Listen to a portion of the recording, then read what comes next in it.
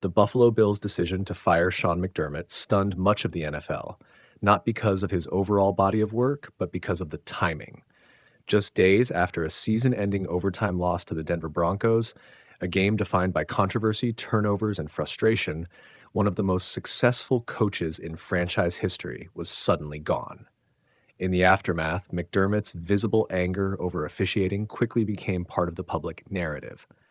He openly questioned the ruling on Josh Allen's overtime interception, repeatedly stating that Brandon Cooks had completed the catch and was down by contact before the ball came loose. McDermott said he replayed the sequence dozens of times and could not understand how the call stood, insisting that players and fans deserved a clearer explanation from the league. But inside one Bills drive, that moment was not viewed as the reason the season ended. Nor was it the reason McDermott lost his job. According to multiple reports, including NFL insider Dianna Russini, the decision to move on from McDermott came down to one central belief held by Bills ownership and leadership.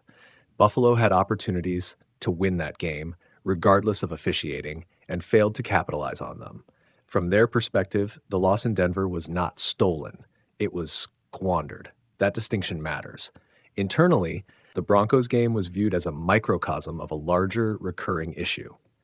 The Bills turned the ball over 5 times.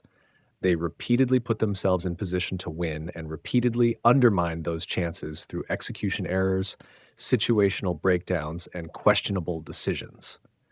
The interception in overtime was controversial, but it never should have been the hinge point of the season. Buffalo had control earlier. Buffalo let it slip. For ownership, that reality reinforced a conclusion they had been circling for years. Sean McDermott brought stability, credibility, and culture back to Buffalo.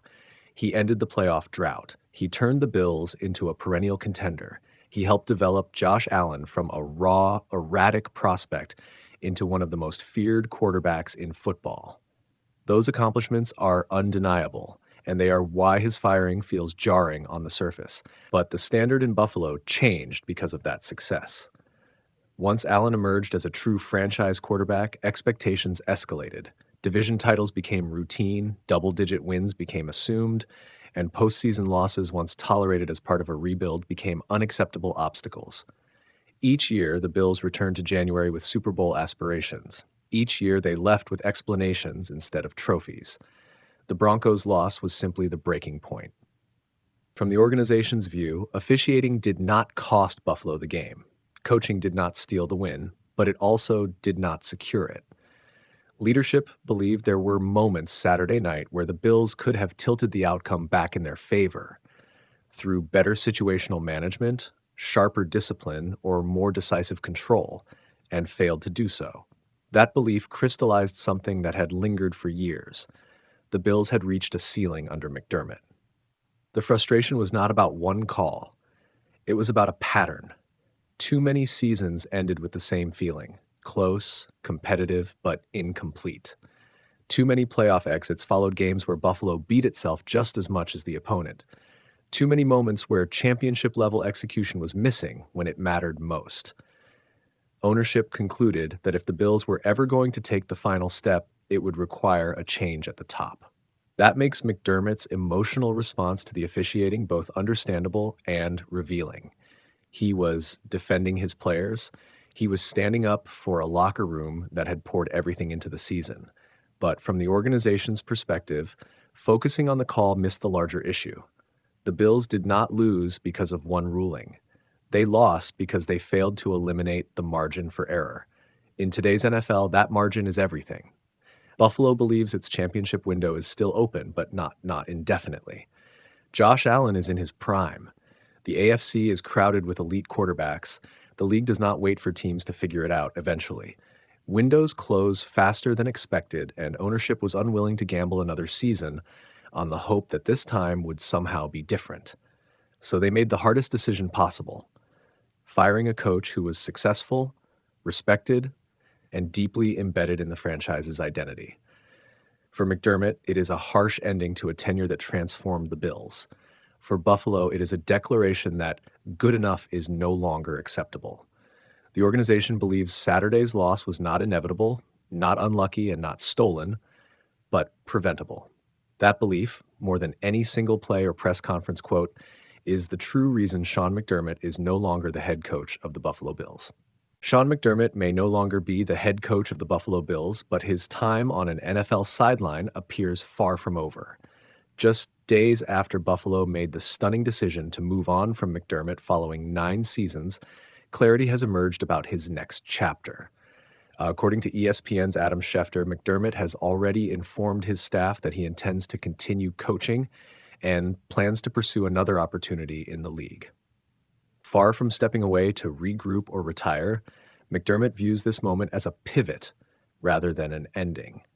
In Schefter's words, McDermott could well emerge as a head coaching candidate for some teams that now have an opening. That framing matters. This is not a coach quietly fading into the background or waiting for the right consulting role. McDermott believes he is still a head coach in this league, and there will be organizations that agree with him. The reasons are obvious when his resume is stripped of recent disappointment and examined in full. Over 9 seasons in Buffalo, McDermott compiled a 98-50 regular season record, good for a .662 winning percentage. He led the Bills to the playoffs 8 times, oversaw the development of a raw, inconsistent Josh Allen into one of the most dominant quarterbacks in football, and helped transform a franchise that had spent nearly 2 decades wandering through irrelevance into one of the NFL's most stable and respected organizations. That kind of resume does not disappear because a Super Bowl was never reached. Still, context matters. McDermott's firing was not about collapse. It was about stagnation at the highest level. Buffalo believed it had reached a plateau, good enough to contend every year, but not quite capable of finishing the job. In an era defined by razor-thin margins, the Bills chose urgency over continuity, deciding that a different voice might be required to maximize the prime years of Josh Allen's career. That decision says more about Buffalo's expectations than McDermott's overall quality as a coach. Around the league, front offices understand how difficult it is to build what McDermott built in Buffalo. Culture is not installed overnight.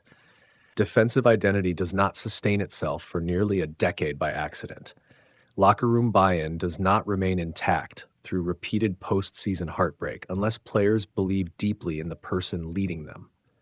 The reaction from Bills players following McDermott's firing, raw, emotional, and overwhelmingly supportive, only reinforced that point.